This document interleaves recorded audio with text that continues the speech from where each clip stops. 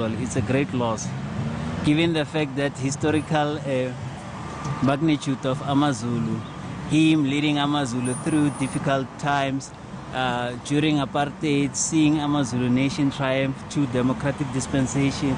I'm feeling very bad because it's my king. Yeah, I'm a Zulu person. I'm born from KwaZulu-Natal. We've lost our pillar. We've lost our leader. We've lost someone who was so culturally aware, someone who was bringing... In Germany, David Doyle has more. Ivorians mourned their Prime Minister on Thursday, following Ahmed Bakayoko's death in Germany the day before. The media executive turned politician was seen as a likely successor to President Alassane Ouattara.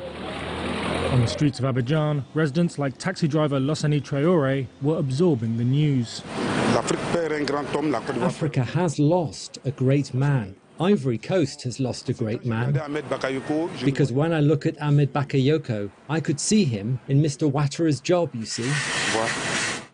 Bakayoko had been flown to France in February for medical checks and then later to Freiburg in Germany. Ouattara said he had died of cancer. Abidjan resident Kevin Bigore said the 56-year-old Prime Minister meant everything to Ivorians. He wanted to build a democratic Ivory Coast, recognised all over the world. This man, really, we have a lot to say, and it is very sad for Ivory Coast. It's very sad for Ivory Coast. We cry for Bakayoko. A close ally of Ouattara, Bakayoko was appointed as Prime Minister in July 2020. That was following the sudden death of Bakayoko's predecessor, Prime Minister Amadou Gon Coulibaly. Though Ouattara had already named his Chief of Staff as interim Prime Minister while Bakayoko was in hospital, the death leaves a vacuum for Ouattara to fill as he continues his search for a potential successor. The White House is calling for a full independent investigation into human rights abuses in the conflict in Ethiopia's Tigray region. VOA's senior diplomatic correspondent Cindy Sain reports on the ongoing violence in Tigray that has left 3 million people in need of food assistance. In Ethiopia's mountainous Tigray region, federal troops have been fighting forces of the region's former ruling party, the Tigray People's Liberation Front, in the north since last November.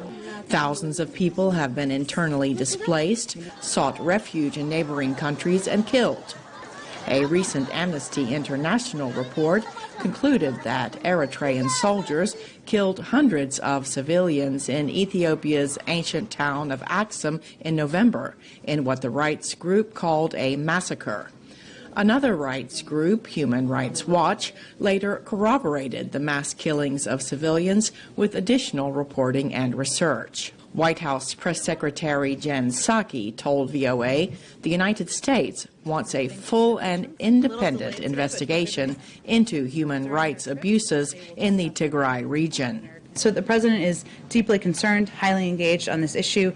Secretary of State Antony Blinken told a congressional panel Wednesday the situation in Tigray is unacceptable and must change. We have, as you know, forces from Eritrea that are there, and we have forces from an adjoining region, Amara, that are there. They need to come out, and a force that will not abuse the human rights of the people of Tigray or commit acts of ethnic cleansing, which we've seen in western Tigray, that has to stop. The United Nations says 3 million Tigrayans are now dependent on food assistance because the conflict interrupted the harvest. Rights groups say humanitarian access to rural parts of the Tigray region has been limited. But the Ethiopian government argues that access is a sovereignty and a security issue, and UN teams are not free to go wherever they please. This country is not no man's land. It has a government. It only has difficulty in the north. So they were told in some of areas they were not supposed to move. But they indulged themselves to kind of adventurous expedition. The U.S. ambassador to the United Nations, Linda Thomas-Greenfield, said the hunger crisis is man-made, adding she used that gender designation deliberately. We call on all sides, and I stress all sides, to stop the fighting and allow this man-made humanitarian situation to be addressed. Secretary Blinken said Ethiopia's Prime Minister Abiy Ahmed was an inspiring leader who was awarded the Nobel Peace Prize. But now he needs to step up to make sure his own people who are suffering are getting the protection they need and deserve. Cindy Sain, VOA News, Washington. Let's come back to Kenya, where the president is expected to review the country's COVID-19 containment measures anytime from now. We want to get to know what exactly our residents of Kenya are saying in regards to this, and we want to talk to our coast-based reporter Tobias Chanji, who is seeking views of Kenyans on the streets of Mombasa and now joins us live. Tobias, what exactly are Mombasa residents saying about the extension or not to extend the curfew? A very good morning, Ashley. We are on Moi Avenue at a certain joint here. We are told that it has been filled by a sizable number of patrons since morning, all just fixed to the TV with bated breath as they await the speech of President Uhuru Kenyatta of either to extend the curfew period or to call it or to stop it altogether. But just allow me maybe to speak to some of the patrons who we've found here this joint, just to give us their reactions and maybe expectations of what President Uhuru Kenyatta will be saying this afternoon. Karibu katika KTN News. Matarajio yako ni yapi? Tuanze na majina yako. Jina naitwa George Gawiri. Mimi ni mkaji hapo Mombasa na mfanya biashara hapo Mombasa. Matarajio yangu nataka my beloved President Uhuru Kenyatta afungue 24 hours economy. Sisi wananchi wa kawaida tunaumia sana, kwa sababu tumeona watu wengi sana katika hii siasa ya BBI. Inasemekana ya kwamba watu wa keep social distance, lakini mara nyingi tukiona wamekuja mkutanoni Mombasa ama sehemu zingine za nchi, tunaona ya kwamba ile kiwango ambayo inatakikana awe katika ile mkutano inakuwa nyingi zaidi. Na pia tukiangalia zaidi tunaona hakuna hata social distance, hakuna katika hizo mkutano. Na sisi wananchi tumefinyiliwa kabisa. Na mchana kama saa hizi tumefunguliwa wazi. Tunakutana kila sehemu, iwe mahali pa chakula, iwe kwa basi, iwe kwa matatu, tunakutana. Na hizo sehemu ukiangalia vizuri hakuna social distance. Lakini sisi wananchi wa kawaida tunajaribu sana tuoshe mkono, tuvae mask, tuzingatie sheria zote. Lakini viongozi wetu tunawaona tukiwaita sisi kwenye mkutano, tunaona wao wenyewe hatufundishi sisi jinsi ya kukuwa na social distance katika mikutano. Naam. Namshukuru sana mjomba. Wacha tuongee na mwenzako pia hapa, tupatie majina yake na tuelezee hisia zako na matarajio yako ni yapi? Kwa majina mimi ni Eric Omambia kutoka Mombasa. Mimi nilikuwa matarajio yangu, naomba kwamba rais wetu mpendwa wakati itapokufika anaongea na utupia taifa aweze kuangalia sisi maasira wa chini, wananchi wa chini. Juu ukiangalia sisi wananchi wa chini tunaumia sana na hii curfew na hii mambo ya corona. Kweli corona tunajua iko, lakini pia rais anafaa angalie yule mwananchi wa kawaida wa chini kama sisi. Juu yeye ukiwa pale juu, tukiwa hapa chini sisi tunatembea vizuri, tuna keep distance. Ukiangalia tuna keep distance, tunafuata masharti, tunafanya kile kitu ambacho Ministry of Health imetuelezea. Lakini swali nauliza bwana rais, wakati atakapoenda kuongea na wananchi kuhutubia taifa, namuomba tu na nauliza swali moja tu kama mwananchi, kama Mkenya. Kwa nini ifikapo siku rais anaenda kuongea, ikifika siku 2 rais ama siku 3 rais anaenda kuhutubia taifa, inafika namba inaenda juu sana? Hiyo kitu tunashindwa kuelewa, sababu kutoka huko nyuma namba inakuwa iko chini. Ikifika siku ya 2 ama ya 3 rais anaenda kuhutubia taifa, unapata namba imeongezeka mpaka rais wetu mpendwa anaona kweli anajali sisi wa Kenya.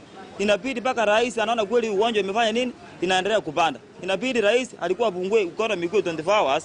Rais anaona anajali wa Kenya, anaenda anaongeza siku tena, wa Kenya wa chini, sisi wa chini tunaendelea kuumia. Kwa hivyo mimi matarajio yangu leo, naomba rais Kenyatta akienda kuhutubia wa Kenya aangalie kabisa hii ugonjwa kama iko kweli. Wanasiasa pia nao, yeye rais ako na nguvu ya kusema kitu na ifanyike. Juu yeye ni rais wetu, tulimchagua sisi, hatuangalie sisi kama Wakenya wa chini. Aweke masharti kali kama corona iko kweli. Wanasiasa pia nao venye tumefungia kwa basi, hata tunaangalia basi ilikuwa inabeba wananchi 30 ama 20, unapata inabeba wananchi 10. Saa hii rais anatujali. Ndege ukiangalia saa hii ndege inajaza watu. SGR inasaja watu. Kwani hii ugonjwa tunauliza kama Wakenya. Iko kwa wananchi masikini peke yake. Kwa matajiri hakuna. Mimi naomba rais ajali wa Kenya. Shura, nataka kupata maoni ya mtu wa mwisho. So wewe naona hauna mask, sitakuhoji. Tuanze na mzee, majina yako ni nani na utupatie matarajio yako ya leo? Mimi majina yangu naitwa Dickens Ologo. Wakaji wa Mombasa Likoni. Naam, Dickens, unasemaje Rais Uhuru atakuwa anahutubia taifa alasiri ya leo? Ya kuhusu COVID-19. Bila shaka. Bila shaka. Sasa mambo yangu kama Mkenya tunaona COVID-19 ipo. Lakini uchumi ya Kenya ameroreka vibaya sana. Kwa hivyo tunaomba Mheshimiwa Uhuru angalie kitu kwa makini, afungulie curfew na masharti. What matters is masharti. Magari yatembea usiku na mchana. So long as we keep the distance, so long as we keep whatever is the Ministry of Health and the requirement. Otherwise, tunalekea wapi? Ombi langu ndugu wangu, atoe curfew, social distance aweke, whatever is requirement for the government aweke, lakini awache kila mtu akwenda uhuru. Shukrani sana, lakini swali ni je, utafuata masharti hayo? Nashukuru sana kwa maoni yenu. Kwa maoni yangu masharti mimi nitafuata. Naam. Shukran. Well, actually, those are sentiments from Mombasa residents concerning what they are ought to expect this afternoon as President Uhuru Kenyatta will be speaking to the nation about the COVID-19, the status and also the protocols that had been put in place. Also, not forgetting the curfew hours. And as you've heard, most of them don't want these curfew hours to be extended, saying that the economy has been in jeopardy. It's back to in studio. All right, thank you very much, Tobias Chanji, for that. We wait for President Uhuru Kenyatta to address the nation. But from Kenya, let's head to Nigeria, where authorities are clamping down on those who flout rules aimed at curbing the spread of coronavirus with mobile courts, which can be dismantled and moved at end of each day. Emara McCarthy reports. Eagle Square in Nigeria's capital Abuja usually hosts concerts, rallies and even presidential inaugurations. But since the onset of the global health crisis, it has a new role: punishing those who break the rules. It's the site for one of several pop-up courts that are being deployed across the country. They can be dismantled each day and moved to new locations. Unemployed graduate Martin Uka is one of those brought by police to appear before a judge for breaking rules such as mask wearing, social distancing and limiting gatherings. I was actually sitting and waiting for a job interview, where they came in to arrest me. So I never knew they were up to this show. If not, I was having my face mask on me. He and several dozen others are fined 3,000 naira, or nearly $8, with an option of community service. They are arguably lucky. Under the law, they could be jailed for up to 6 months. Uka says he will be careful in the future. I don't really feel bad. I know I'm paying for my sins, actually. Rights groups have warned that arbitrary enforcement of the rules could lead to rights abuses. But the government is adamant that there should be no let-up on the rules, even as it rolls out vaccines. Africa's most populous nation started vaccinations last week after receiving nearly 4 million doses through the World Health Organization's COVAX scheme. Still in Nigeria, the COVID-19 pandemic has increased the marginalization of vulnerable groups like persons with disabilities. In Nigeria, disabled people accounted for 1/3 of those living in extreme poverty, living and groups scrambling to help those in need during the pandemic. Timothy Obiezu reports from Abuja. Physically challenged Nigerian Salamatu Abubakar has 4 children, with another on the way. Without her sight and a source of income, Abubakar has trouble getting by, sometimes begging to survive. She says the coronavirus pandemic has exacerbated this challenge.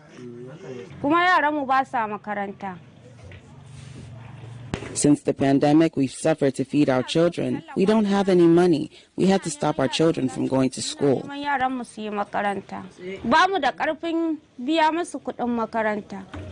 Some 27 million Nigerians live with disabilities and constitute 1/3 of the country's poorest. This Abuja community for the disabled includes 600 people, most of whom depend in some way on support from aid groups. Community Secretary Mohammed Dantani says even that is hard to come by these days. Before, if not 2 days, 3 days, you see somebody. But now we take like 3 to 1 week, 4 weeks before you see some assistance to the community. To cope, some women here are taking on the pandemic with a savings cooperative plan they started last August. Women like Abubakar have benefited from the scheme.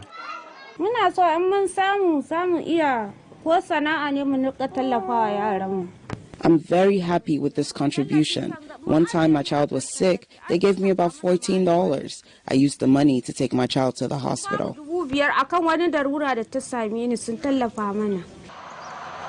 Advocates say the pandemic has further marginalized disabled persons. In the issue of the information dissemination, there are a lot of programs around sensitizing people, but the question that one needs to ask, how inclusive are the programs is?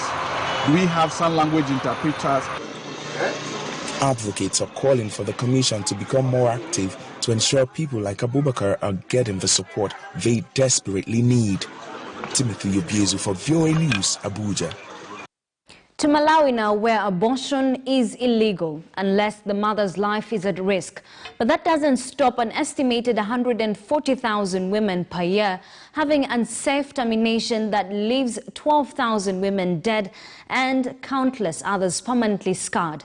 Efforts to liberalize current abortion laws to prevent deaths are facing resistance from conservative groups. Lamek Masina reports. After getting pregnant at age 17, Melita, not her real name, saw abortion as her only option to stay in school. But Malawi's 160-year-old abortion law only allows termination to save the life of a mother. So Melita went to a witch doctor. A few hours after taking the concoction of herbs, I started bleeding heavily. The pain I felt around my cervix was unbearable, and I started crying while rolling on the floor. Though she can no longer have children, Melita was lucky. Because I've been hearing stories of women dying from backstreet abortions. So after experiencing persistent abdominal pain and bleeding, I was very scared that I would also die.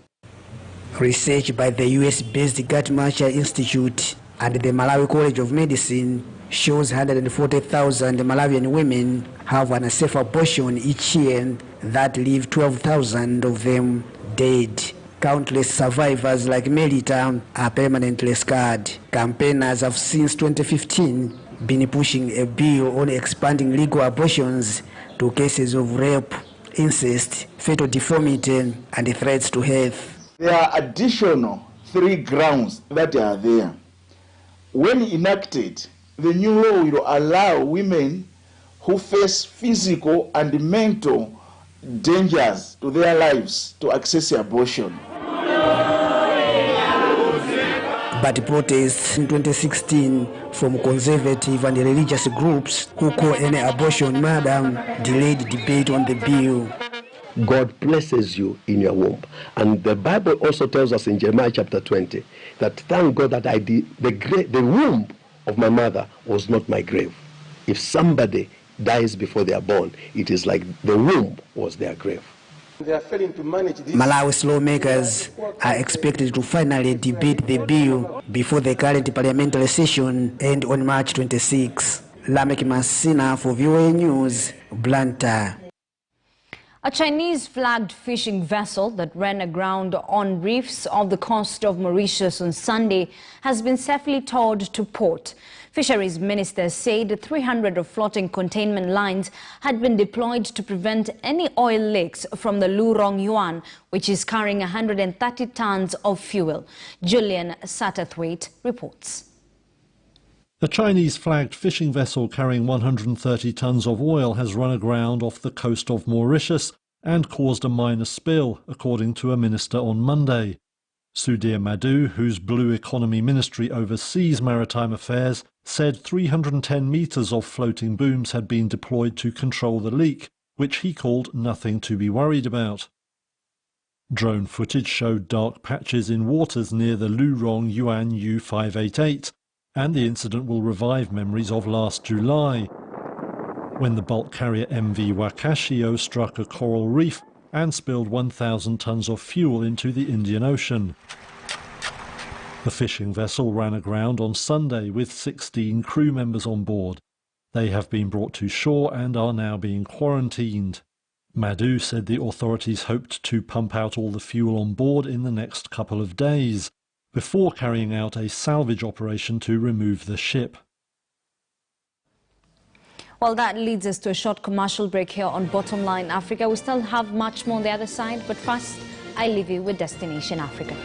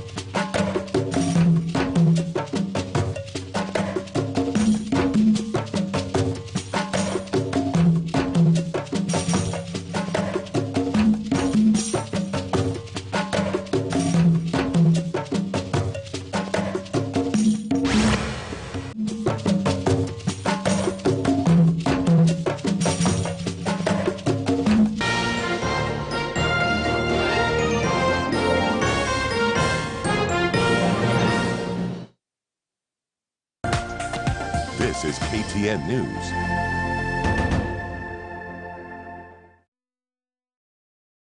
Change your soft care pad regularly to maintain hygiene. It is advisable to change the pad every 4 to 6 hours daily. Always wash your hands with warm water and soap after changing your pad. Soft Care Peto Care has a floating design that fits your body and reduces 70% skin friction. It absorbs fully and blocks any leakage from both sides. Tips brought to you by Amana. Heat oil in a saucepan over medium heat. Cook and stir onions and garlic in hot oil. Stir water, Amana black beans and seasonings into the onion and garlic mixture and bring to boil. Add Amana Pishori rice, cover and simmer until rice is tender and the moisture is absorbed. Add parsley and serve.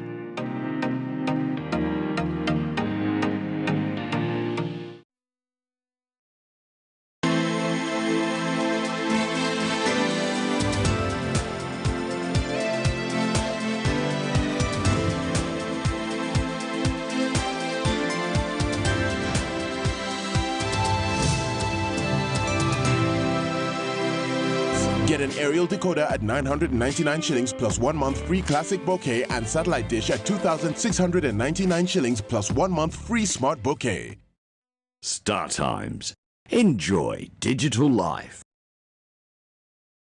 Wholesale buyer of farm produce looking for constant and reliable supply of produce. Introducing Vuna, the wholesale marketplace for fresh produce. A joint project by Standard Group's Farm Kenya in partnership with Agid. With the Vuna Market, you can say goodbye to uncertainties of procuring produce in bulk. Vuna Market connects wholesale buyers to a network of verified farmers working through reliable bulking centers countrywide with the benefit of standard weights, measures and packaging, as well as transparent pricing for agricultural commodities that can be viewed at www.vuna.co.ke.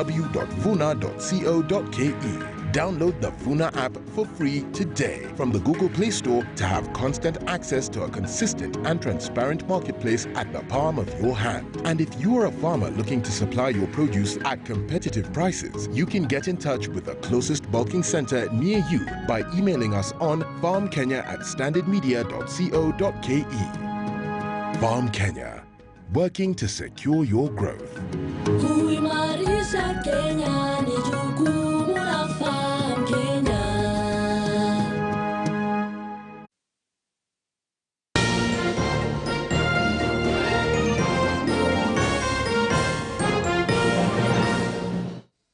Welcome back to Bottom Line Africa. Now let's cross over to State House here in Kenya, where President Uhuru Kenyatta is currently addressing the nation.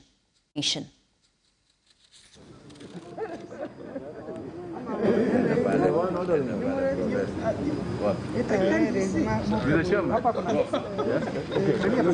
are delaying the president because he's already here.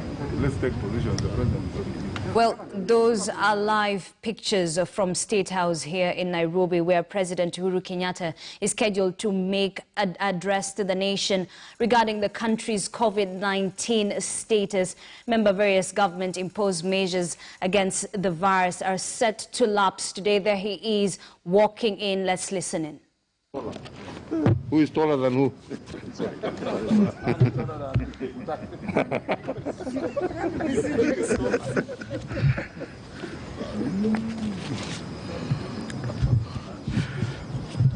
Right. Fellow Kenyans, today we mark exactly 1 year since Kenya recorded its first case of COVID-19 on the 12th of March 2020. The new global threat that was sweeping across the world had arrived at our doorstep. In its wake, the coronavirus has left our national consciousness wounded, as well as scarred, and has impacted every aspect of our life and has tested us all to the limit. As part of our national response to contain the virus, we had to partially close down business activities that included people crowding. And in order to secure the future of our children, who are Kenya's most valuable treasure, we also had to close down our schools. To preserve the lives of our loved ones, especially our elderly, we had to isolate them as part of physical as well as social distancing.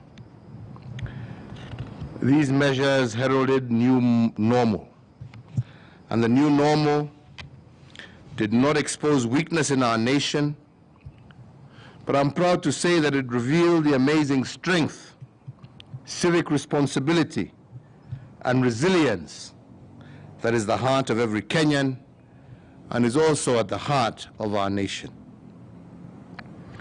During this long year, our economy was in distress, but as much as it was in distress, it did not cave in. Our health system too was overstretched, but thanks to God was never overwhelmed, and as much as our nation was wounded, it remained unbowed. Fellow Kenyans, to date we have lost 1,879 compatriots to this pandemic. And these are not just mere numbers. Each represents a life, a lighting candle amidst us that has been dimmed. Each one is a dream cut short, a loved one, a parent, a sibling, a friend, a neighbor, a colleague, a fellow Kenyan, and a child of God. Similarly, the pandemic afflicted and wounded many businesses to the point of collapse. While some are in the mode of recovery, many also remained unbowed. Instead of giving in to the shock of lockdown and other COVID protocols, many businesses have decided to retool their business models and re-engineer their approach. Today, these enterprises, especially SMEs, have sprung back with incredible innovations, capable of anticipating and responding to market shocks. The county governments have also equally been affected. COVID has threatened to overstretch our county health infrastructure. However, and I want to thank these men and women behind me for the strength they have shown they too have remained strong and unbowed. We have worked together with them, and together with them, we have expanded their health facilities to a level that is unprecedented since our independence. And now, once again, working in concert with them, we are ready to roll out our universal health care coverage initiative. Fellow Kenyans, as I have said, we were wounded but unbowed in the last 1 year. And truth be told, we are yet to emerge from what I previously referred to as the fog of war.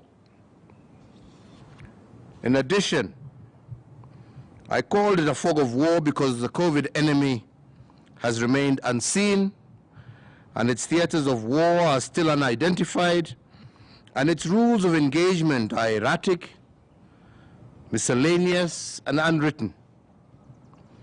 What is worse is that the enemy has also developed mutations.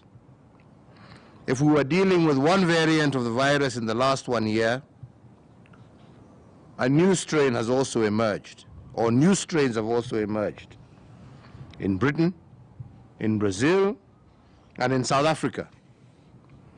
We do not know to date how this will spread, nor do we know that the havoc that it can possibly rain on our population. In the face of this unparalleled enemy, therefore, the approach of both the national as well as county governments has been that of speedy action. And we have chosen this approach because an average plan executed with speed is superior to an excellent plan executed slowly. Because of our speedy approach, the multilateral agencies like the World Bank have credited our COVID containment success to swift policy action and bold program choices. However, our approach has also been a mixed bag of fortunes, because on the one side we have paid the high cost of bold decisions and profited from the benefits of swift action. Take the first 6 months of the pandemic, for instance. We imposed curfews, declared cessation of movement from certain counties like Nairobi and Mombasa, and enforced specific lockdowns in areas like Isli here in Nairobi. The cost of this bold decision to our economy was hefty. Nevertheless, the profit of the swift policy action is immeasurable in terms of the human lives saved. Fellow Kenyans, we tend to forget quickly. But let me remind you that experts had warned us that if we did not take bold actions, we would have approximately 1 million infections in Kenya today and 150,000 deaths. Other models had actually predicted even worse. In this regard, between protecting the economy and losing an average of 2,000 people daily, as per those projections, we, as a government, chose life over economy. The logic here, and has been for the last 1 year, was that you can always revive an economy, but you cannot revive a lost life. If you take care of the people, they will take care eventually and revive our economy. Last year, fellow Kenyans, the Kenyan economy was projected to grow by 6.2%, but it only grew by 0.6% because of the COVID-19 pandemic. This, fellow Kenyans, translates to a loss of approximately 560 billion Kenya shillings of GDP arising from the resultant economic downturn.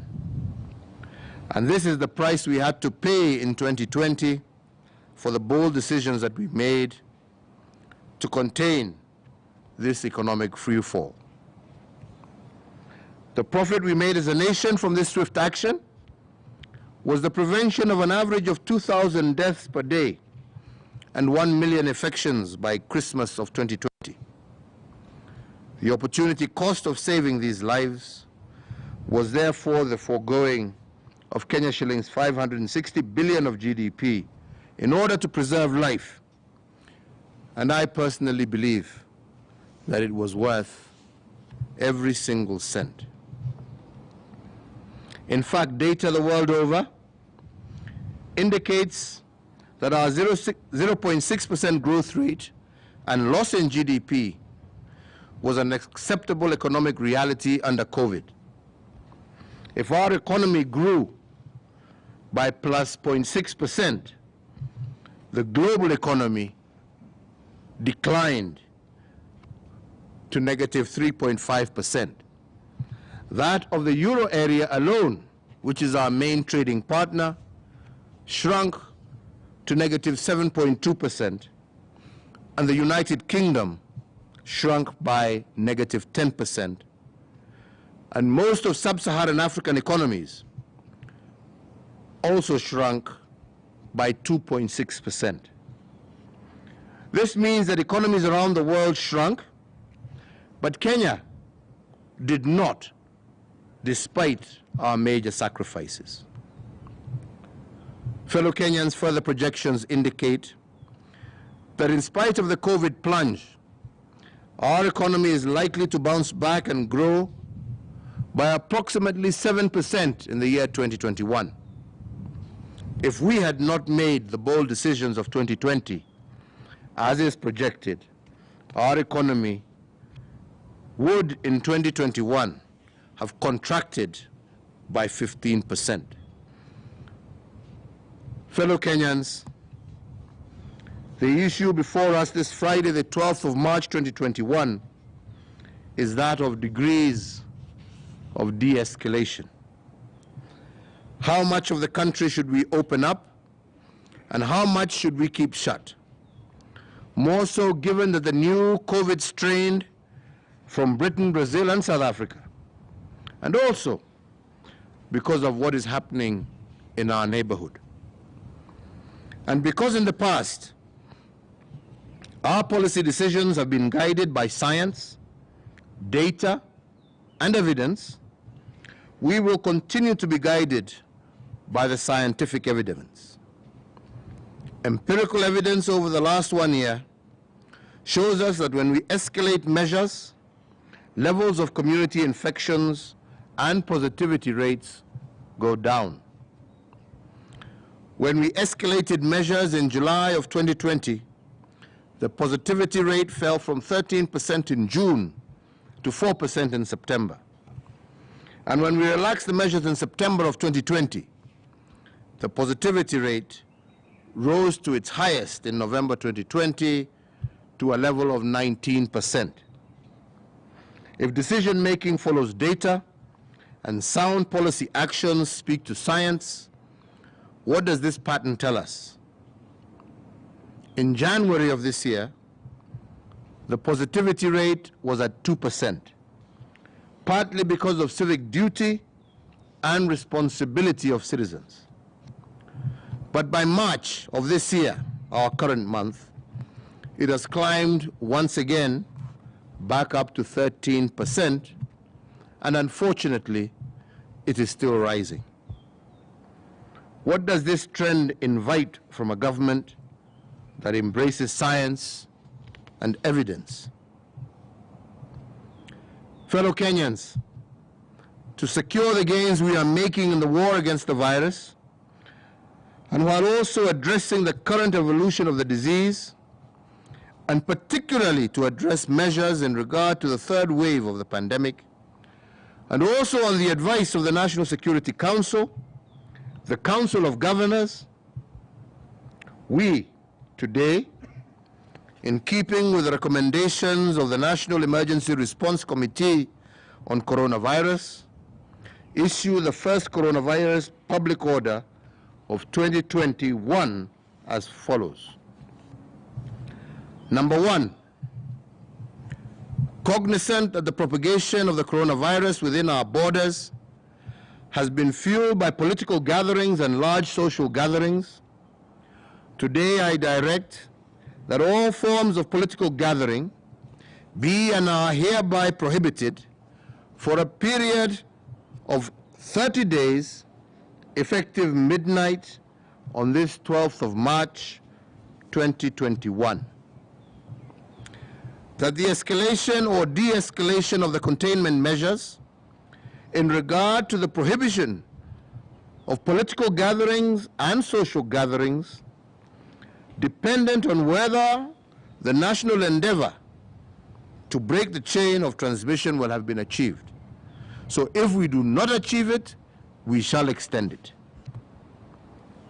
Number 3, to secure the implementation of the order on public gatherings and public ceremonies, I hereby further direct the National Government Administration officers, jointly with the National Police Service and county government enforcement officers, to strictly enforce this public order, regardless of the social status, political status of conveners of such political gatherings or social gatherings.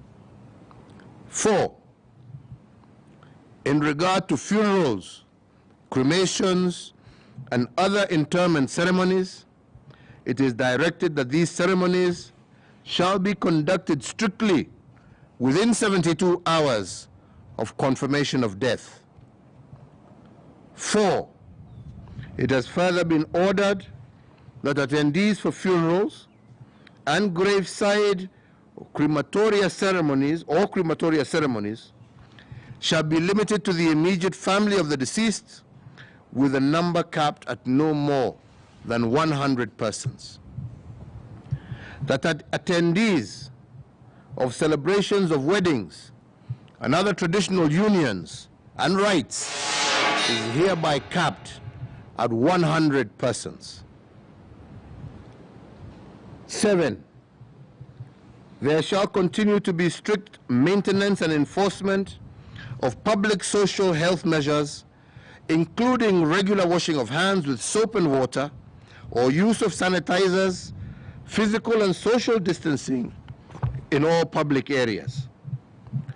And 8, that in line with the guidelines issued by the Interfaith Council, only a maximum of 1/3 of the capacity of places of worship will be allowed at each worship ceremony. The Ministry of Health, working closely with the National Government Administration officers, are also directed to enhance and strictly enforce border health security, with a greater emphasis on informal entry points, as the country remains at risk of the importation of new variants of the COVID-19. The Ministry of Health shall strengthen the existing COVID-19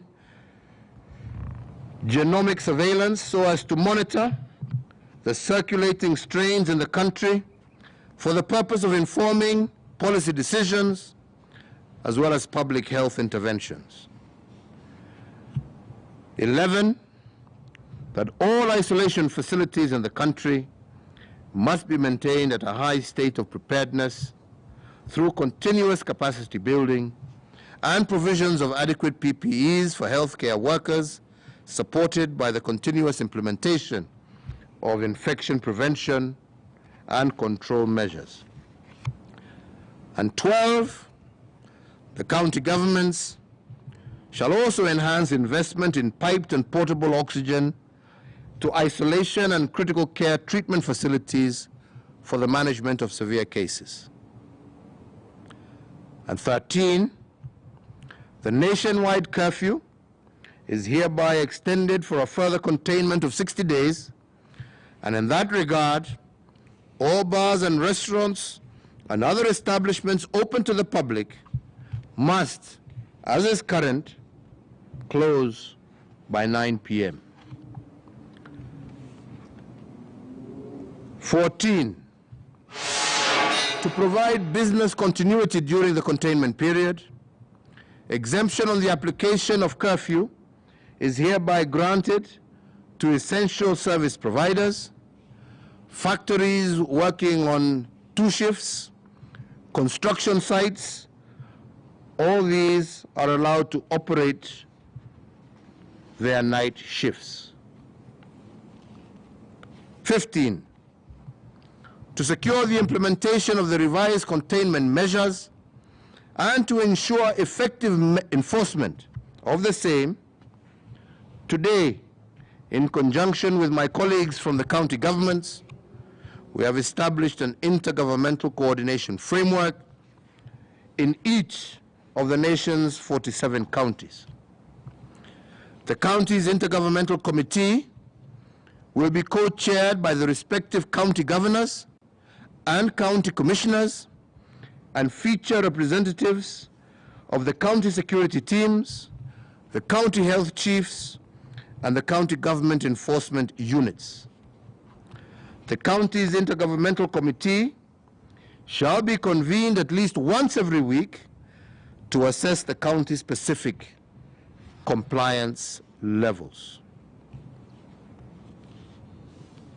18, the Cabinet Secretary for Transport, jointly with the Cabinet Secretary for Health, are directed to develop revised protocols for public transport in consultation with all stakeholders in the transport sector.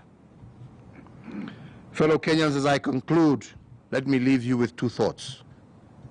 1, Kenya is entering a critical phase in the management and control of the pandemic.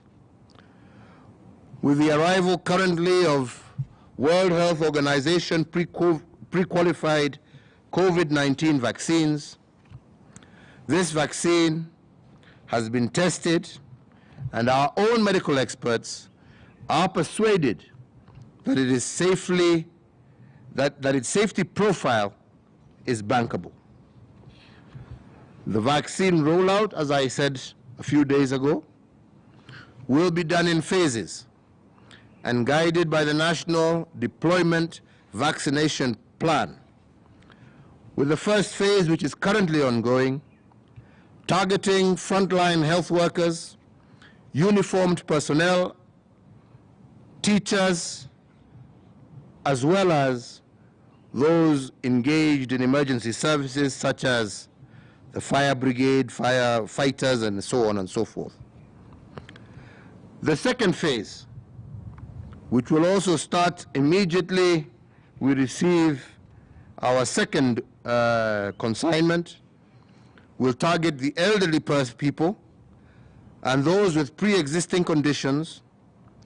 But I must also make it clear that as much as we recommend the vaccine be taken, vaccination shall be voluntary. The second thought I wish to leave you with has to do with what explains our success against this invisible enemy in the last 1 year. Fellow Kenyans, subconsciously, we have developed a culture of civic duty and responsibility. The culture of minding yourself and becoming your brother's keeper is getting entrenched as a norm and practice under COVID conditions. And this culture of civic responsibility may explain in part the drop of COVID positivity rate from 19% in November 2020 to 2% in January of this year. I must remind you that government will do its part to protect Kenyans, but the first line of defense against this invisible enemy is the people. If we exercise civic responsibility and act as our brothers' keepers, we will have won half the battle against this pandemic. Finally, I know our students who will be sitting for their national examinations in the coming week are busy preparing. Let me say, both as a father and as your president, I know you have arrived at the examination desk following a road marred by many challenges that have not been faced by others before you. Sitting for your examinations after having been out of class for almost a year, I want you to know that the entire country and I are rooting for you. To our grade 4, to our class 8, to our Form 4 candidates, I convey my best wishes to you all, and I pray that your efforts will indeed bear bountiful harvest. May God bless you, and may God bless Kenya. Sina mengi na sitaki kusema mengi, nafikiri yale tumesema yatosha. Yangu tu ni kuambia wa Kenya, ya kwanza ni shukran. Shukran kwa yale yote ambaye tumevumilia mwaka huu ambao umekuwa mgumu tukipambana na jangwa hili la COVID-19. Ya pili, kusema tumeanza kuona dalili ya kwamba uchumi wetu waweza kufufuka. Lakini tukiwa hapo lazima tuendelee kuwa macho. Tusifikirie ya kwamba huu ugonjwa umetuondokea. Na ndipo tuwasema ya kwamba hata wakati tunaendelea kushughulikia uchumi wetu, cha muhimu zaidi ni maisha ya kila mwananchi, na lazima tuendelee kujitahadhari. Na ndipo tuwasema ya kwamba tunataka kuendelea kuona uchumi wetu na wananchi wetu wakienda kazi. Na ndipo leo hatujafunga mambo ya wananchi kuweza kwenda shughuli zao mbalimbali. Tunasema tu, wakati munaendelea na shughuli zenu, muwe munaendelea kuhimiza mambo ya kuvaa barakoa. Tuendelee kuhimiza mambo ya wananchi kuosha mikono na kutumia sanitizer. Tuendelee kuhimiza mambo ya social distancing, kwa sababu kwa muda sasa wa wiki chache tumeanza kuona ugonjwa huu ukipanda tena. Na ndipo tunasema, na tumekubaliana na wenzangu ya kwamba yale mambo ambayo sio lazima na ambaye haihusu shughuli za mwananchi za kikawaida, tumesema tumeyafunga. Kama ni mazishi, tumesema ya kwamba 72 hours tuwe tumemalizana na mambo ya mazishi. Na hivyo tuwasema, sio kwa sababu ya kuzuia wenzetu kumon wale ambao wamepoteza, lakini ni kuzuia wengine wasiende matanga, wajipate kwa shida, na hao pia tuwapoteze juu ya wale ambao walienda kuzika. Na ndipo tuwasema mazishi itakuwa ya kifamilia. Na ndipo tuwasema hata kama ni harusi, hatuzuii watu kuendelea na shughuli zao za harusi na mambo mengine. Lakini pia tusiende kwa maharusi alafu kutoka harusi tuwaenda matanga. Harusi itakuwa ya familia, na hakuna ambaye itazidi kama mazishi zaidi ya watu 100. Na hata sisi kama wanasiasa, tukiwa kweli tunapenda wenzetu, Wakenya wenzetu, tuwache na tuwaruhusu waendelee na shughuli zao za kikawaida. Na hii mambo ya mikutano kutoka leo tumesema yamezimwa kwa muda wa siku 30 days. Tumefunga. na hiyo ina apply kutoka kwangu kama rais mpaka kwa MCA kule chini na yeyote, na tumetoa hiyo kama amri, na tumekubaliana na wenzangu hapa ya kwamba yule ambaye atadhubutu kuvunja hiyo sheria, awe ni nani ama ni nani, ndio nasema mpaka mimi mwenyewe, awe ni nani ama ni nani, atashughulikiwa kulingana na sheria za taifa letu la Kenya. Wenzetu, lazima tujue ya kwamba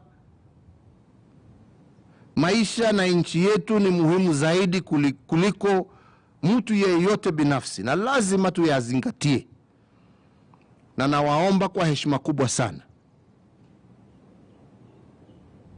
tunataka kufufua uchumi wetu, na ndio tuwasema hatutaki kuguza sana mambo ambayo itahusu uchumi na maisha ya watu, lakini tunataka wenzetu tuko macho. Ugonjwa ni wa ukweli, ni mengi ambayo inatendeka dunia mzima ambayo itatushangaisha sisi wote. Ni wengi hata nchi yetu ambao wamekumbwa na huu ugonjwa, wengi hata hawasemi.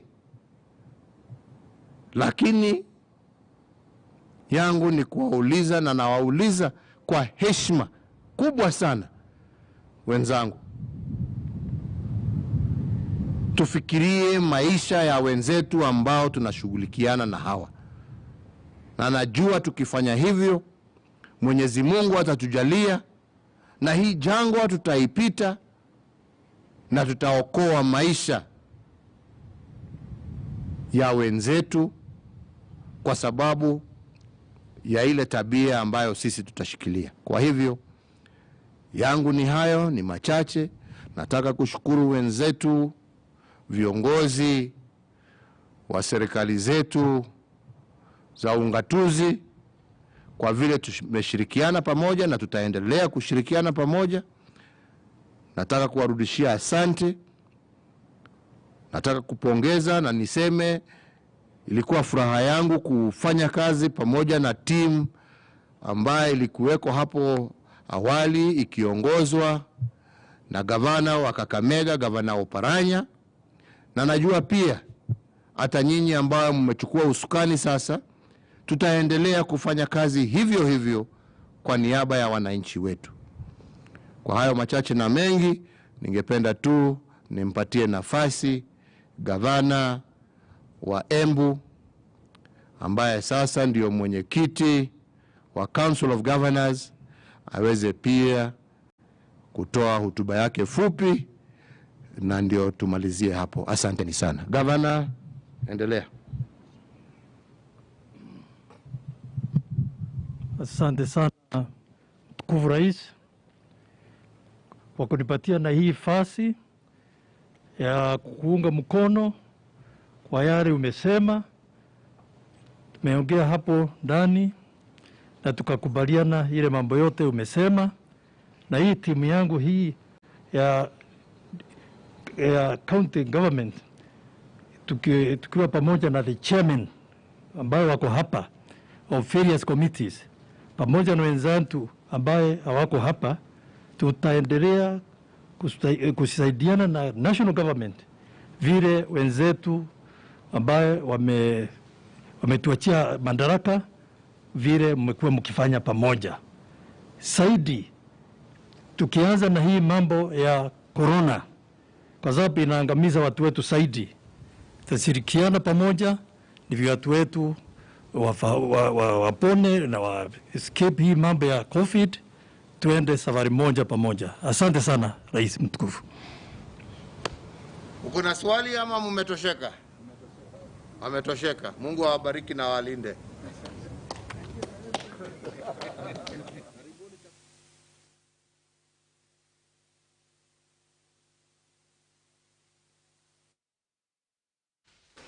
1 year since Kenya recorded the first case of COVID-19, President Uhuru Kenyatta there issuing the first COVID-19 public order of 2021, directing all forms of political and social gatherings prohibited for 30 days.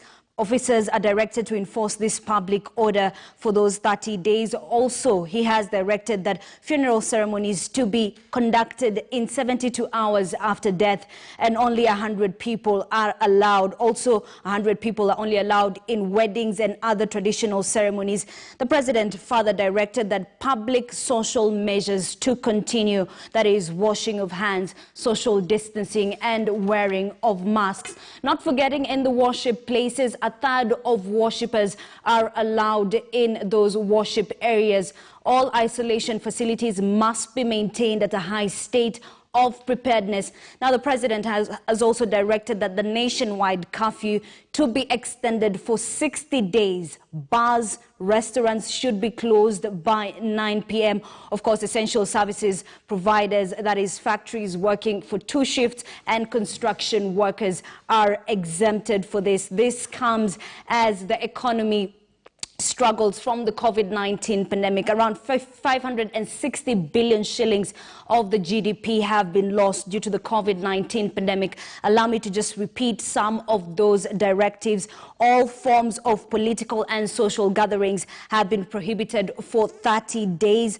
Officers should enforce that public orders. Funeral ceremonies to be conducted within 72 hours after the death, and only 100 people are allowed. 100 people are the only people that are allowed in weddings and also all traditional ceremonies. Public social measures to continue, that is, washing of hands, social distancing, and wearing of masks. Not forgetting that the nationwide curfew has been extended for 60 days. Bars and restaurants should close by 9 p.m. And also for the worshippers, a third of worshippers are allowed in places of worship. Now, allow me to bring in my colleague, Abby Agina. Now, 560 billion shillings of the GDP lost due to the COVID-19 pandemic. What do you have to say about this, Abby, you being a business brain? Well, thank you so much, Ashley. Quite a big amount of money that has gone down the drain in regards to what has happened in the country. Well, of course, the president did mention that the decision to give life over the economy is partly to blame, and he has no regrets, indicating that this was done in order to ensure that the country is able to recover once we are able to deal with the COVID-19 pandemic. Well, talking about this figure, Ashley, 560 billion shillings is equivalent to funds that can run counties for close to 2 years. This was actually lost under the year in review. This is the 2020 financial year. Well, the president was also categorical, Ashley, indicating that there'll be some form of resilience now that we're seeing the gradual reopening of the economy. Some of the sectors are continuing to perform pretty much well. He did touch on the economic projections, saying that the country might grow by 7% come 2021. And he's quite optimistic that the measures in place are continuing to yield some ground. And of course, Ashley, all eyes will also be on these new measures. Remember, the current containment measures continue to play a big role in how the economy continues to function across this pandemic period. Well, Ashley, over and above that, remember, the president did also remind Kenyans that the economy actually lost 0.6% in terms of economic growth. That is under the year of 2020. By a reduction of this magnitude, this technically means, Ashley, the economy registered a negative growth that is of about 3.5%. So the optimism remains high, but the economists are also cautiously optimistic, Ashley. All right. And also, bars and restaurants to close by 9 p.m. I am social business men and women and are not really happy about that, Abby. Yes, Ashley. Remember, Kenya's nightlife is quite robust when it comes to the spending habits. There's been a sense of agitation from across the business sector. Remember, the pubs and owners have been longing for this address. They were hoping that the president might reconsider and perhaps extend the curfew hours to say midnight. But remember, the president has also cited different projections, saying that had we not taken these measures early enough, would have lost close to 1 million people as of today. And this translates to about 2,000 lives being lost every single day. And it will be a hard sell for the pub owners across the country. And of course, not forgetting the transport sector. The president did also touch that we shall be revisiting some of the transport protocols. And this will see the Ministry of Health as well as the Ministry of Transport sit together and craft further measures that will be governing how public transport will be conducted in the coming days, Ashley. But we are yet to get reactions from our reporters across the country who will be sharing with us insights from various angles, where we'll be getting to hear what Kenyans have to say in regards to this very emotive issue that is of the curfew, Ashley. All right, Abby, I leave it in your hands as you continue with business today. All right. Well, just to quickly recap for our viewers, perhaps just joining in, the president had addressed the country a few minutes ago, and he has introduced, actually has mentioned quite a number of measures that the country will be taking up. We'll be showing this on your screens shortly, but just to quickly recap, the president has announced that there is a ban on political gatherings. This will be taking effect from tonight, midnight, where it will be staying in place for the next 30 days. While the political class will be not allowed to conduct any form of political gatherings, and the president did emphasize that the Ministry of Interior and the police service will be taking full force to ensure that all this is actually met to the last point. The other key issue, of course, that the president did touch on was on the burials, that all burials should be conducted within 72 hours from the announcement of a death. Well, this is the latest development. The other key issue that did actually come up in this particular address was the issue of the curfew, that the curfew will be running till 9 p.m. And this is a major blow for the night economy.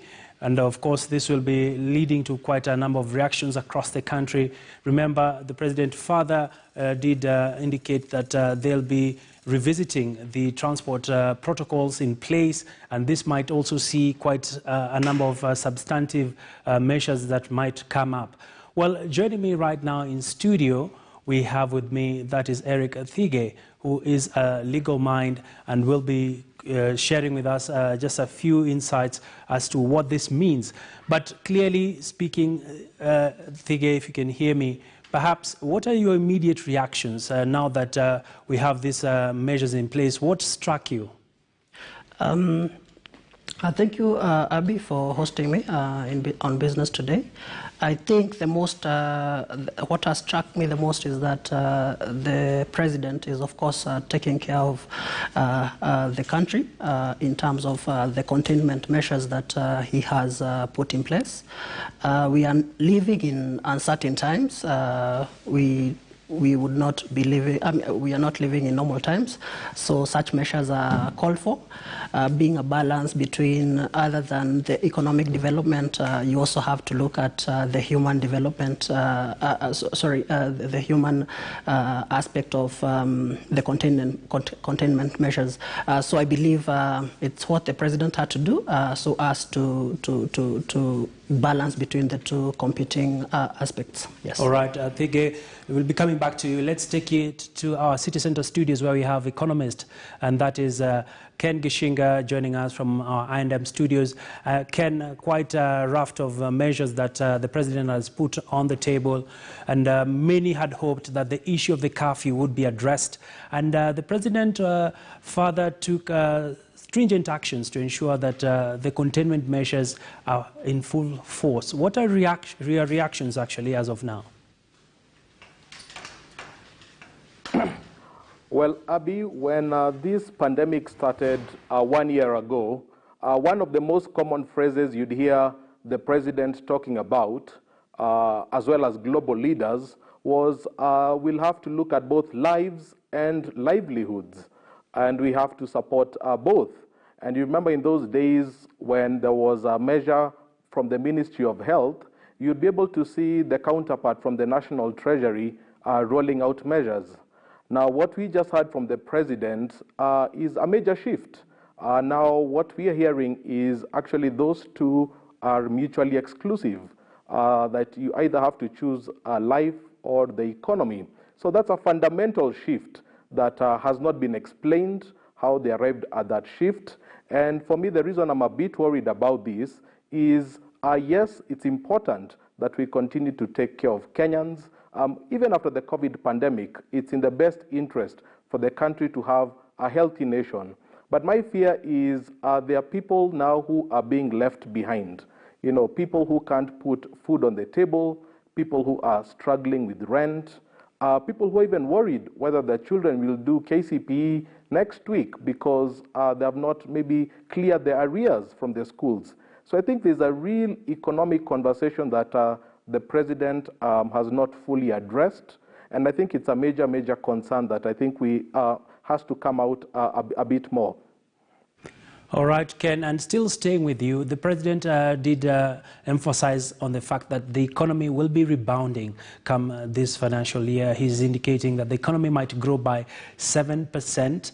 And of course, remembering that he did touch on the fact that the economy last year lost close to 560 billion shillings of the GDP. From where you sit, what does this mean to Wanjiku and Akinyi sitting and listening to this follow-up? It's still a very difficult reality because people don't eat GDP. You know, people eat food, and food has to be bought by money.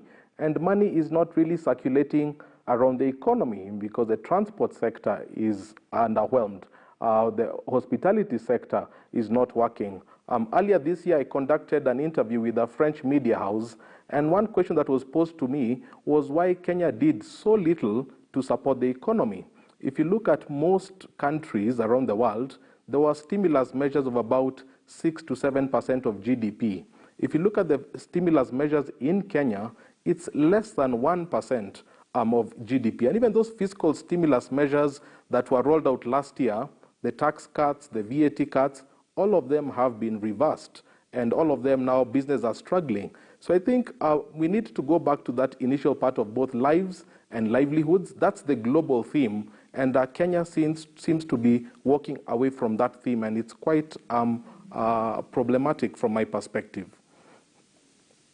And Mr. Thige, if you can also chip in into this. Of course, the ban on political gatherings is coming at a time when the country is undergoing a major political transition, going into a referendum.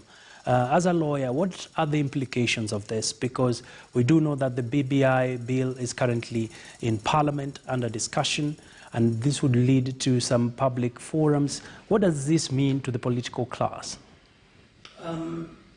I would start with the effects on the citizens themselves, because they are entitled to be sensitized on what the BBI is all about. It's all about governance. This is a referendum that. Or an act of parliament that will definitely affect them and affect their lives. So in exercise of their sovereignty, which resides in the people, they are entitled to be sensitized about its contents and the effects that it will have. But of course, now that comes with how that is going to be undertaken by not only the government officials, that is the civil service, but also by the politicians. And the ban on gatherings now means that will not happen. So probably now is for the secretariat or the people who are pushing the BBI to look for other ways of sensitizing the public, because it all boils down that the public must be sensitized about it so that they can exercise their sovereignty and free will. Yes. And just pouring off from Thige's submissions, Ken, the political class is currently quite a charged moment for the country. What are your immediate inferences when it comes to what will define the next coming days? Well, obviously, considerations around 2022 are becoming quite profound. If only last week's by-elections in Matungu and Kabuchai are to go by. So I do expect maybe that to, in a way, stop that momentum. But this is only for 30 days. And obviously, there is the big push towards BBI, which is expected to sort of mature in June through a referendum. So I think it's going to be a period of contradiction. I think our politicians are very innovative in Kenya, and they'll still find ways of trying to circumvent these policies. So Ken, let's take it back to the big conversation around the curfew. Well, for the night economy, by the fact that the curfew has been set still at the time it is, that is actually at 9 p.m., what are the immediate losses? Looking at a period of time, we've been operating under a curfew since March, of course, last year, up to March this year. And when you look at some of the options for the business community, what options are on the table?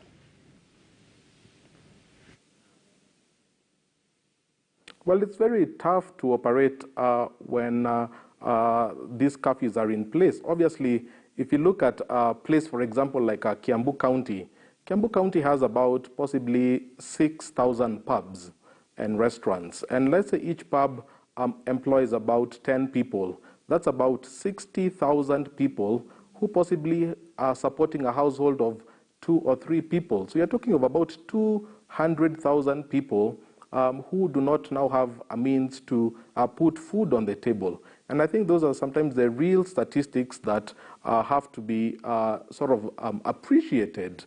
And that was what was the message that was coming out from the Restaurants and Pubs Owners Association when they had their conference last week. So the night economy is a significant part because, Abby, when we did a survey of businesses, we realized that the economy is operating at about 40% of its capacity. So it tells you the night economy is almost contributing well over 60%, almost, if not even more than the daytime economy, surprisingly. So I think it's back to that question of lives and livelihoods. We can walk and chew gum at the same time. I was expecting to see that type of messaging coming from State House today. So Ken, are you simply saying that by the fact that the curfew will continue to stay in force, that businesses will continue to count lost revenue? Absolutely. I mean, if you think of the hospitality sector, people work from 8 to 5. So the only time that people can frequent their favorite restaurants and cafeterias are well after 6, 7 o'clock. And most people will not go to a restaurant if they know in the next 1 hour they're going to be kicked out of the restaurant. In fact, when the curfew was moved from 11 to 10, there was such a significant decline in activity because most people would not sort of want to be in a place only for 1 hour and be kicked out. So I think the advisory committee, in as much as they're being driven by science and they're saying they'll look at data and not dates, I think they have to be alive to the reality that we live in a society where people earn revenue from different activities, and each of these activities deserves a listening table. And I was expecting to find a more balanced sort of approach today, but I didn't get to see that. All right. Let me bring it back to Mr. Thige. As a lawyer, listening to the speech by the president, it is carefully worded, especially on some of the drastic measures that he did reintroduce. That is, of course, the burials to be conducted within 72 hours. He also did touch on the issue of churches, that is the congregations that should allow only a third of their normal sizes. And looking and knowing pretty well how society as we are as Kenya, we are quite litigious. perhaps are we likely to see different reactions from the legal fraternity? The curfew has been in force over a year now. Are there perhaps some window of legal jurisprudence that might see lawyers taking up all these measures? Of course, the measures introduced by the president have affected the freedoms and rights of the citizens, and of course, with the current constitution, anyone is free to approach the court to try and challenge the measures that have been introduced, as to whether they are justified, as to whether they should be there in the first place. But also you have to, an arbiter would have to look at both sides, because, well, you may want to be to exercise your freedom of movement, but if it causes another person to be at risk of contracting the disease, or if you're spreading, if you're going to be spreading the disease, of course your rights and freedoms can be curtailed. So it'll all be a matter of weighing the scales, whether it's justified, whether it should be there in the whether they should be there in the first place, and determining whether they should be there. All that is dependent of the facts of each and every case, because no two situations are the same. So it will all be dependent on the facts as presented by each circumstance, each and every aspect. Yes. All right. Thank you so much, gentlemen. We'll be taking a quick break in a short while. But for our viewers just joining in, the President has announced a raft of measures in a bid to ensure that the COVID containment is still in force. We have been bringing you this extended coverage of the presidential address. And after the break, we shall be taking a look at what's making headlines across the world of business. And of course, as you go for this break, remember to continuously wash your hands with soap, sanitize, and always have your face mask. We'll be back after this break.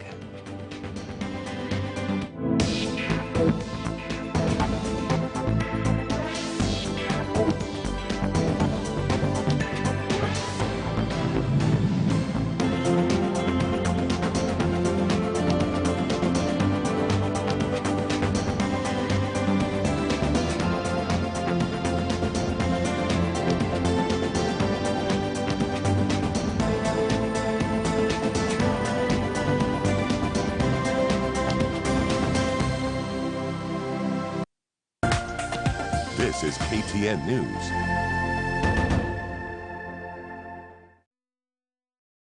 Mke wa Mponda kila wakati alikuwa anakuja kuningoja kwa gate kuniambia mimi sipendi vile unakaa na mume wangu. Kivivi tanga. Nyakati hizo ndio bado ilipata kama ukimwi iko moto. Ikiwa utazidi kuramba hiyo michuzi ya mbuta, nami nitakuwa huru na kutembea na mwanaume mwingine. Wakanipatia paka roll niko na ukimwi. Sasa watoto wangu walikuwa nakasirika sana kwa sababu nyakati hiyo nilikuwa nimeolewa. Ndege wangu wa bahari.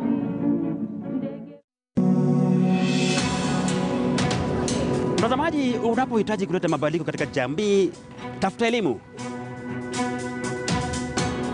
Elimu itakupa fursa ya kupanda na kukwea juu na kupata suluhu na kuteremka chini, ili kumpa mwananchi yule wa kawaida suluhu kuhusiana na masuala mbalimbali katika jamii. Na ndio mambo tunayozungumzia katika Dau la Elimu kila Jumapili katika KTN News, nami mwalimu Franco Tieno.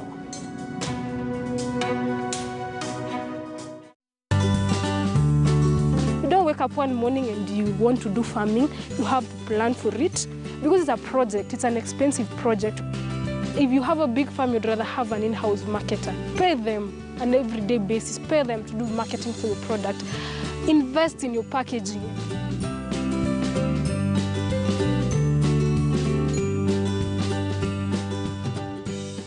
You're welcome to the FKFBL Review Show. My name is Robinson Okenyi. Mambo yaliendelea kuwa mazuri kabisa. Haikuweza kuwa rahisi. For Gor Mahia, this is a team that had an early pre-season. Yeah, they should have known each other very well. Reassemble and gel up. It will not actually give us a challenge. Manake anafunga bao.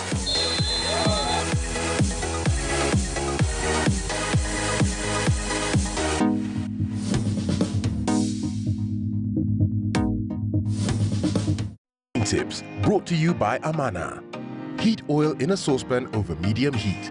Cook and stir onions and garlic in hot oil. Stir water, Amana black beans and seasonings into the onion and garlic mixture and bring to boil. Add Amana Pishori rice, cover and simmer until rice is tender and the moisture is absorbed. Add parsley and serve.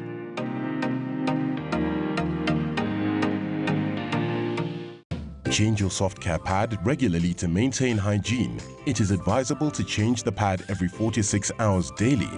Always wash your hands with warm water and soap after changing your pad. Soft Care Petocare has a floating design that fits your body and reduces 70% skin friction. It absorbs fully and blocks any leakage from both sides. So feels alright.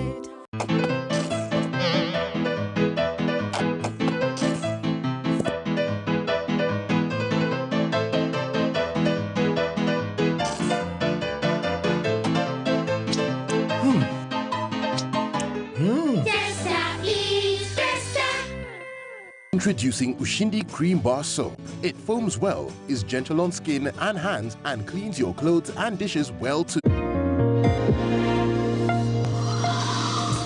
This is BBC Money Daily, your daily dose of what's hot in business and beyond. Ahead, have music and suitcase will travel. The travel challenges African artists are facing touring in Africa. Also, innovating in Zimbabwe to stay ahead of the game. Plus, a TV deal for a Nobel Peace Laureate. We tell you of Malala's deal with Apple TV. We're coming to you from Nairobi. Let's do this.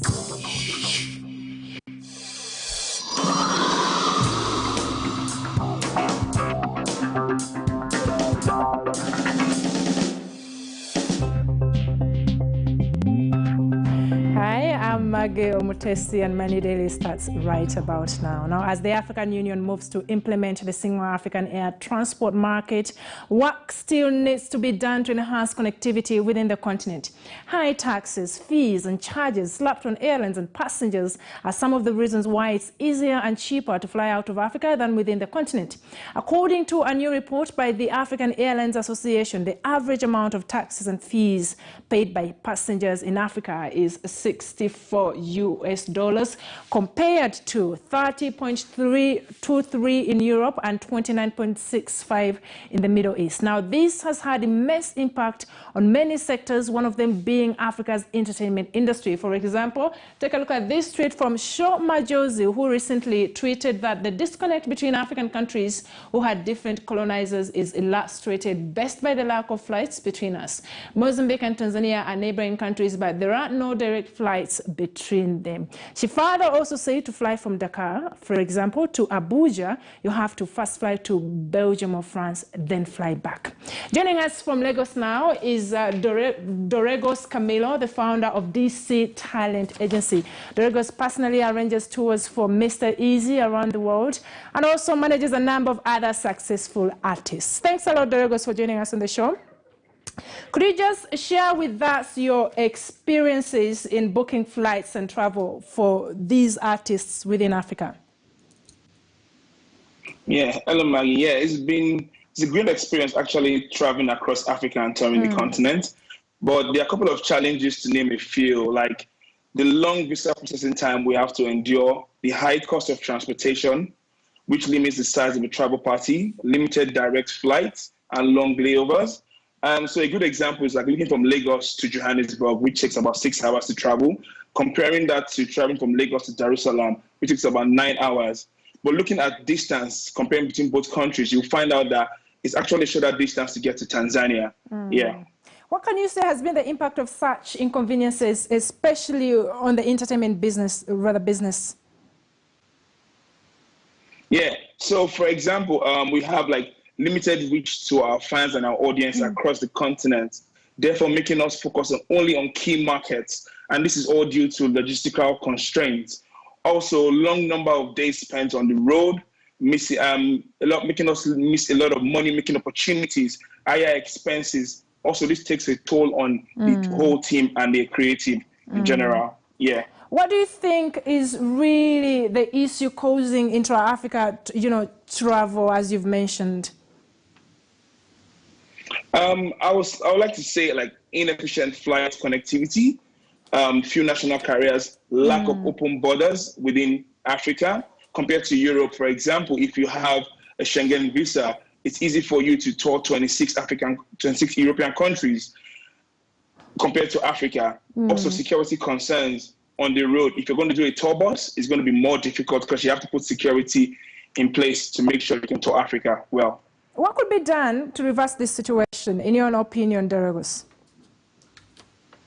In my own opinion, I would say more government support, African Union support for the entertainment and the creative industry, creating special visas for creatives. For example, in the UK, you have a tier 5 for creative. In the US, you have an O1, you have an O2 for creatives to make it easy for them to tour within the country or within the continent, right?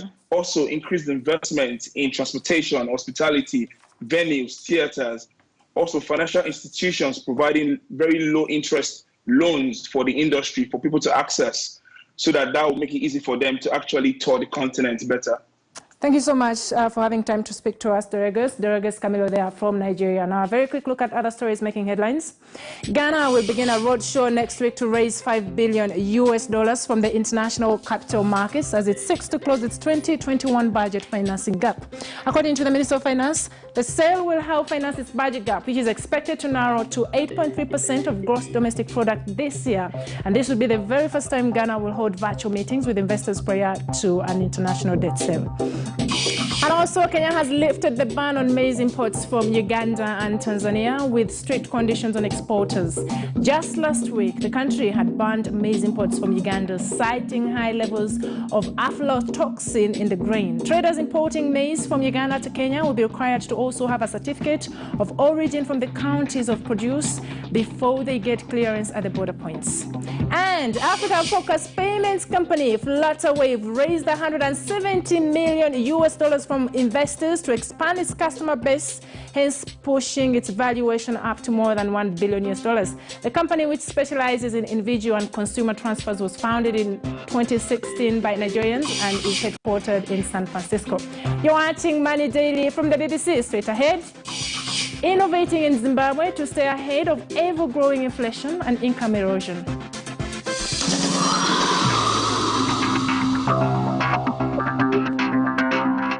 Let's now go south to Zimbabwe, where runaway inflation has necessitated innovation for both business people and individuals to stay afloat. Zimbabwe's inflation rate stood at 321.59% year-on-year in February 2021, compared to 362.63% the previous month. This, according to the National Statistics Agency, ZimStats. On a month-on-month basis, though, prices increased by 3.45% compared to 5.43% during the same period. The central bank has forecast annual inflation will end the year below 10%, which economic analysts have labeled too optimistic.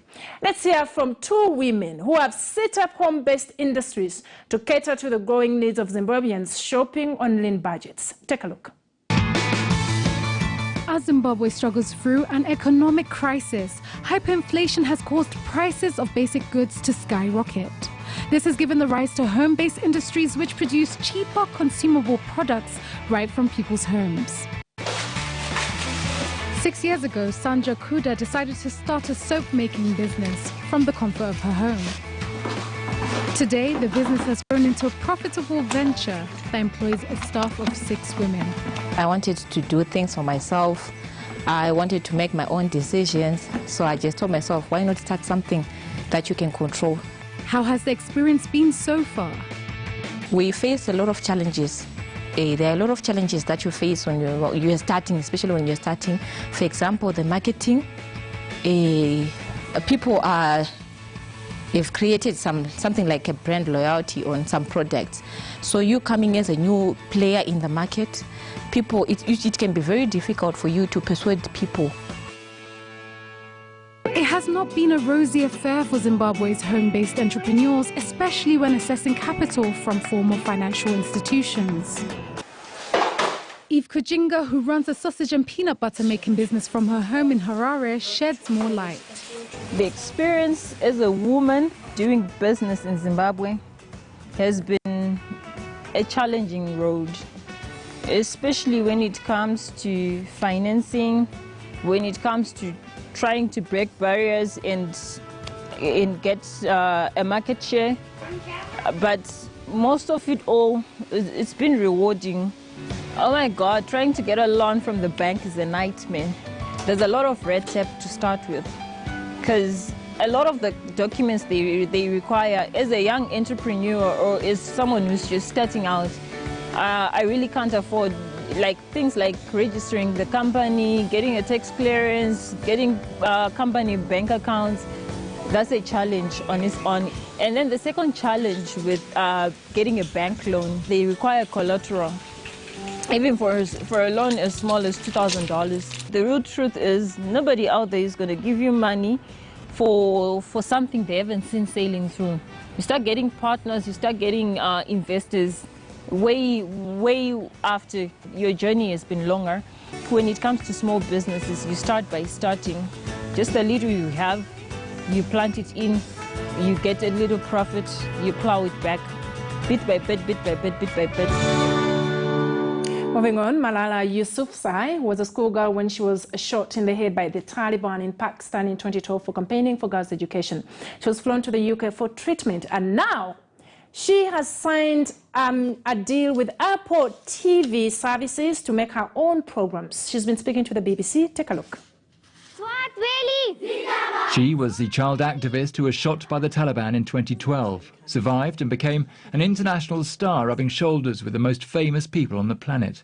Now, 23-year-old Malala Yousafzai, or just Malala as she's become known, joins the Sussexes and the Obamas as the latest high-profile campaigning public figure to sign a multi-million-pound deal with a streaming service, Apple TV Plus in this instance. I will be covering lots of things from comedies to documentaries to movies to TV dramas, and I am a big fan of sitcoms. I have watched very old sitcoms from Blackadder. Would this brilliant plan involve us climbing out of our trenches and walking very slowly towards the enemies? Huh? How could you possibly know that, Blackadder? It's classified information. Malala, that's a large swathe of broadcasting you're talking about there, and there's only you. How are you going to go about it? Well, small but mighty, I believe that, we can get there. I want to inspire women and girls to believe in themselves, step forward and make the change that they want to see happen. One child, one teacher, one book, and one pen can change the world. Oftentimes when you don't see a person of your background, of your skin color, on the stage, in these fields, you underestimate yourself. You think that you may not be able to do that work. So I think when we have more role models that encourage us to believe in ourselves. And the world is in a state of flux at the moment, and this is a world you'll be reflecting, I assume, in your TV programs. Are you optimistic or are you pessimistic? I am optimistic, but I don't want to deny the reality. There are things that are not fair. There is inequality, there is racism, there is sexism, there is discrimination. So we cannot deny that, but I'm optimistic about the change that we can bring. So, and I am also optimistic about the fact that we have seen change throughout history, but we have seen that because people in our past have stood up. Now it's our time that we do it for our future generation and ourselves, that we bring that change.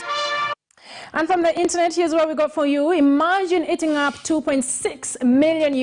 That's exactly what happened in Nigeria when a local fisherman and his community had no idea they were chewing on a gold mine. Now, the fisherman ate a blue marine fish reportedly worth $2.6 million. People began researching to learn more about the mysterious fish only after the news of the capture broke out on the internet and way after digestion had started in the fishermen and their friends' tummies. My name is Maggie Umutesi. Thanks for watching and see you next time.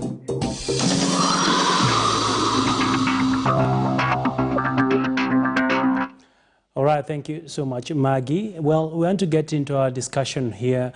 Even as the country continues to get to settle from the news that the president has announced quite a raft of measures touching on the economy as well as the political sector in the country. Well, still staying with me here in studio, we have a lawyer actually from MMTK law firm, that is Eric Thige. He'll be just helping us unpack some of the key issues that have continued to define how the economy has performed. And Thige, Kenya recently ratified a trade agreement with the United Kingdom and Northern Ireland, and we've seen quite a number of protestations from the various lobby groups as well as some members of parliament, saying that the deal gives a lot of leeway to the United Kingdom to bring in goods into the country. As a legal mind, I'd like to get your thoughts, especially on what are some of the legal options that we as a country can pursue as regards to this deal. By this I mean, how can we renegotiate for better terms? Thank you, Abby. It would be good to set out the background